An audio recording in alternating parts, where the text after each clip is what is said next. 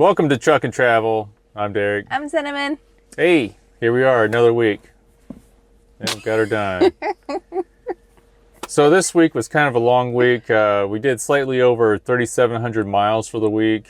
And including deadhead miles, we averaged out to $2.16 a mile. Which, you know,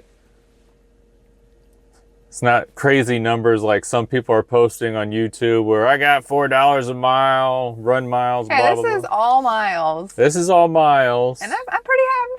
We had some pretty big deadheads. I want to say our biggest deadhead one way was 500 and some miles. That was one time. I don't even remember what day it is right now. Yeah. So we started out from Ohio, and our first pickup was in central Indiana, and then we had to go out to the Boston area. And I'm not a real big fan of going out there just because it's hard to get a truck stop. And this rate, it wasn't as high as I liked, but for the amount of money in 2 days, I really liked it. I think it was over $3,000. And that was straight off the load board too. Yeah. And so maybe get it for more, but it's really hard to say. And then the next load, we were very fortunate to get load opportunities, and I was able to bid this one up a lot higher. And this one was quite a bit more miles. It picked up not too far from where we dropped off in Massachusetts, and then went back to central Indiana, which is kind of funny, you know, where we started from. And then we actually picked up from that same place in Indiana, which was nice because that rarely happens. Rarely. Maybe 3 times so far for us. I'm not 100% sure. Something like that. And then that went back to eastern Pennsylvania. So I thought that was pretty cool. I will say this. The Boston area, 2 things. Number one, love the accent. Is like my favorite thing to, I kind of almost make people like that work there, I ask them more questions just to get them to talk because I love their accent. But second thing, the Boston area, like granted we don't go to Chicago or New York. We just don't prefer to go in those areas. But other than that, like Boston is like the area where I actually do get a little bit flustered. Just with all the driving and everything. It's like nobody lets you over, everybody cuts like it's just crazy driving. It's crazy driving everywhere, but their interstates are set up a little bit different. It seems like the entrance ramp is a lot shorter, and so if you see an entrance ramp and there's cars on the entrance ramp, you better get over now so that way there's not a mess. Yeah.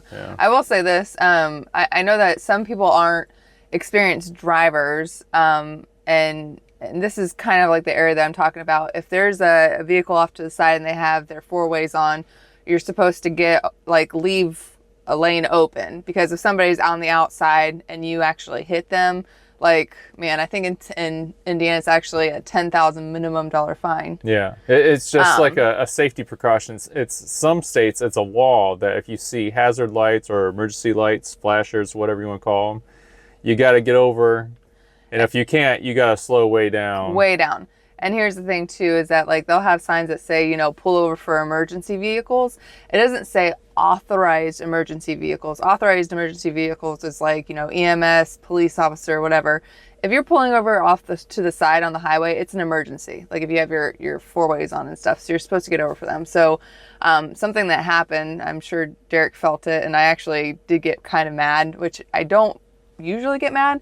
But it was a 2-lane and there was a vehicle off to the side. And so a car got in front of me and the vehicle was coming onto the slow lane, and the car that was right in front of me in the fast lane slammed on their brakes, which you don't have to do that. Like nothing that we do in the fast lane is going to affect the slow lane.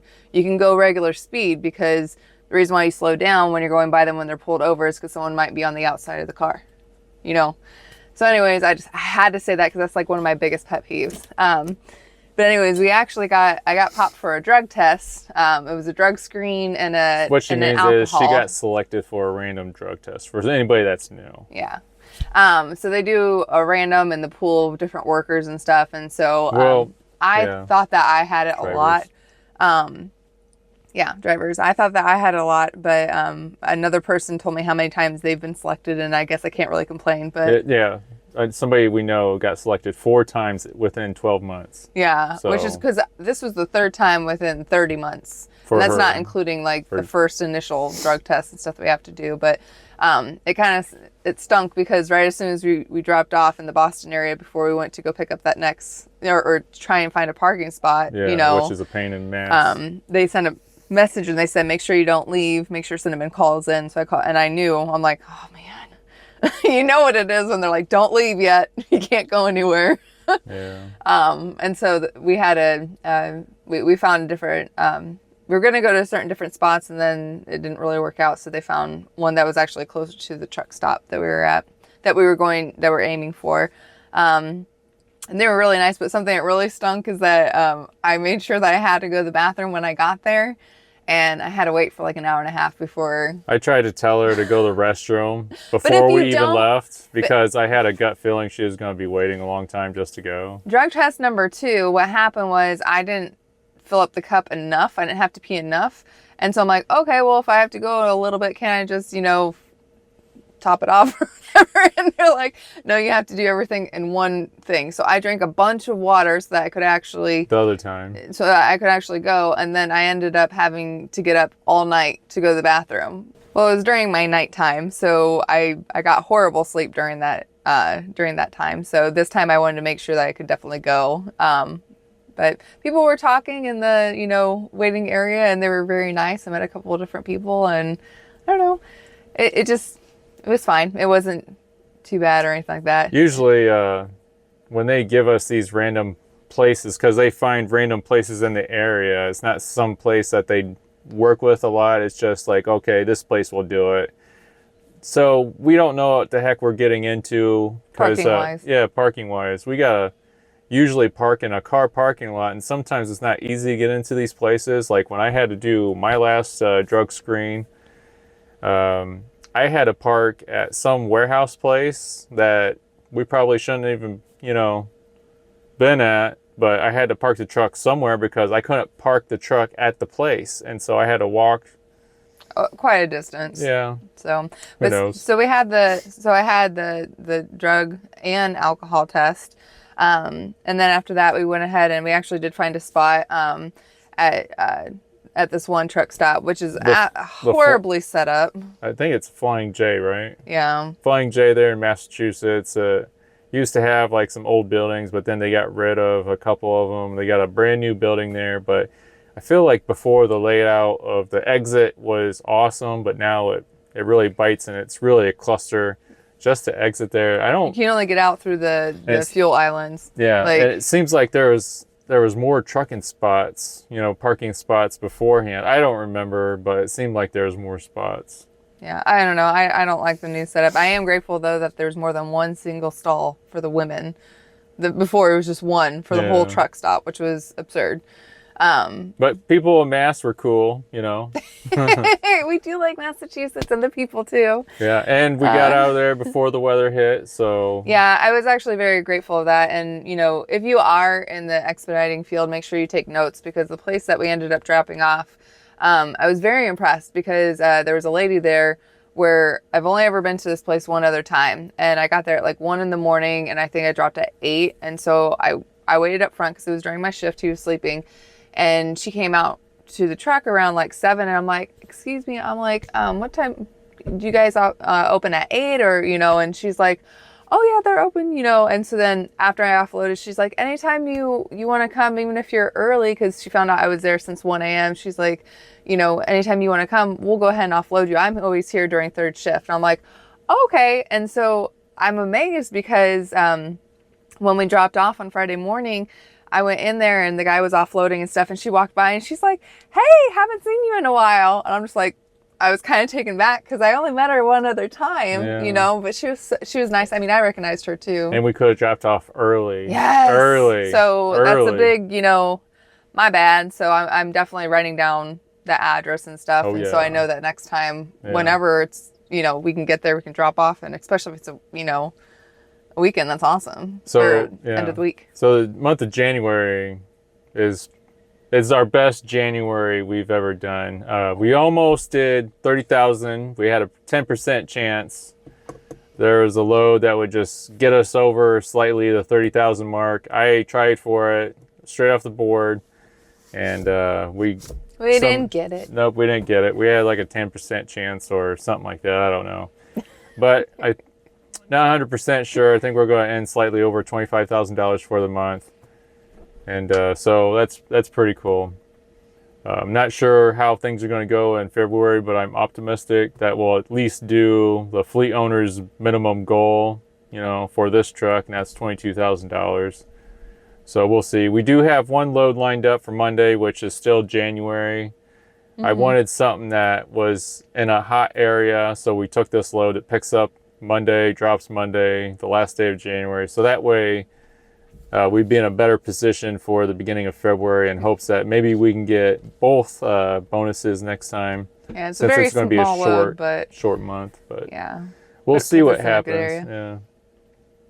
But we were going to get the oil changed in this truck. Man, I tried the local Petro, and they're out of like the oil for this truck. So we're probably going to have to, every time I stop somewhere, I'm probably going to try to accumulate gallons and just gallons so that we of can get oil. our supplies, so that Yeah. we can get an oil change. So I asked the fleet owner how much wiggle room we got left on this sucker, and he says 5,000 miles, and before we absolutely need the oil change, and preferably by next weekend. So we're going to try really hard to find all the oil we need for this thing. I think I'm just going to start keeping a list inside here so we know exactly what we have of fuel additives, you know, everything.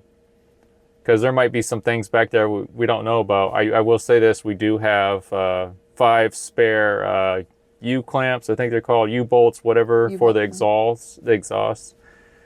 Because that keeps on breaking on these things, so... we see on other trucks too, like other expediting trucks. It's very easy for it too. Yeah. And I think I don't know if it's still on there, but I might have shared it on our Instagram Maybe a long time ago. It might still be on there. If you're not sure what that looks like, but if you're driving, I hope you do. Yeah. It's in your pre-trip.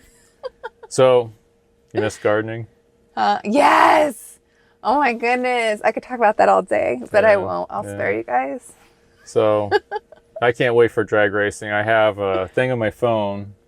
I don't know if you'll be able to see it, but there's like a countdown for when the track opens again, and it's 2 months and 17 days. At least that's, I'm going by last year's opening day or whatever. So, yeah, I'm counting the days. Yeah. I'm already planning and making a list of all the different things I want to do landscaping wise and stuff. So just looking at the snow, I know it's not going to last forever. And we were definitely spared during the month of December. Not a lot of people had not very bad weather at all, you know, but it definitely hit these last 2 weeks. I will say this, we had a lot of downtime in 2021, and it pretty much, it looks like we probably made the same amount as what we did the previous year. So when we actually get that video up and running, it's not going to be impressive numbers, so stick by and wait for that one. And that's, I want to emphasize, that's why it's good to have an emergency fund when you have like a contractor job like this. To cover you in those kind of months. And what we also do is we set aside 25% of what we make as a safety net for taxes. Our tax person, we pay, you know, what do you call that, quarterly? It's an estimated tax. Right. So we pay that, quarterly, but we also withhold a total of 25%, and then out of that 25%, that's how we pay those. And whatever is left over, if we don't have to pay any more into taxes, we're going to use that for 2022 as to our build back up our emergency fund, because since we've been off for a while, like we've had downtime, we've had maintenance, we've had weather, we've had, just a bunch of different stuff that's, the usual that comes up and stuff. She doesn't like to let me talk. No, I wanted to talk a little bit. I was trying to. This is the only people I talk to. A little bit. Fine, whatever. Go ahead. You already told him. I was trying to say we're going to build up our emergency fund. But anyways, right now we have a good chunk. So if we don't have to pay any more into taxes, I'm pretty excited, because I feel like if we hold on to that money, anything that we make above what we need, we're going to start knocking out our debt now. Yeah. And this will be the first year that we'll really, I think, dig deep into it. And we really need to make a video about our debt situation, where we came from, the moves we made, the debt we gained. Yeah. Because we did gain more debt, but we moved around money, and I'm pretty excited about the result, because I feel like things are less stressful money-wise. It is, yeah. So that's a plus. And I had a gut feeling that with the current administration that things were going to get more expensive, and we got Cinnamon's eyes done last year. I'm glad we did, because inflation is really starting to go up. Yeah, like he got a coffee the other day, a Starbucks coffee. Like it was a specialty drink, but over $7. That's probably normal price. So no, is that a toll road? It's usually like 5 something even on the toll roads, but it was 7 something. But for bacon, one drink. What, bacon's gone up like $1 a thing, or what? Oh, way more. Way more than that. Yeah. So that's what I was worried about, because something like that, how much did it actually cost to get your eyes done? It's been so long ago. Over $1,000. It was 3,000 something. There you go. So that was before things started to go up. So imagine if they raise the prices on that now. I think it was like 3,700 or something like that. Yeah. So yeah, it is what it is. I hate that saying. Well, it's true. I know. I don't like it. Hey, thank you guys so much for watching this video. We appreciate you guys riding along with us. Tune in next time to see what kind of shenanigans we get into. If you don't like this video, share it with a friend that you don't like. A friend that you don't like? Then it wouldn't be your friend. Well, if you do like the video, then share it with your friend. You know, yeah, you got them Facebook friends. Oh. Sometimes you don't even know who these people are, and they're in your friends list. Like weird. You met them one time and you're like, oh, we're best friends. And then like 10 years later, you're like, who the heck is that person? Or How do I know them? We're getting older now, so maybe it's somebody who was actually best friends with years ago. No, we're not. And now that our memory's old. so bad, it's like, I don't even know you anymore. Yeah. And they're like, they can't wait to see our posts because they appreciate our friendship from way back when, and we're like, who the heck? Okay, unfriend. He's going off on his own. All right. I'm just entertaining myself now. It's okay. Road Warriors! There we go.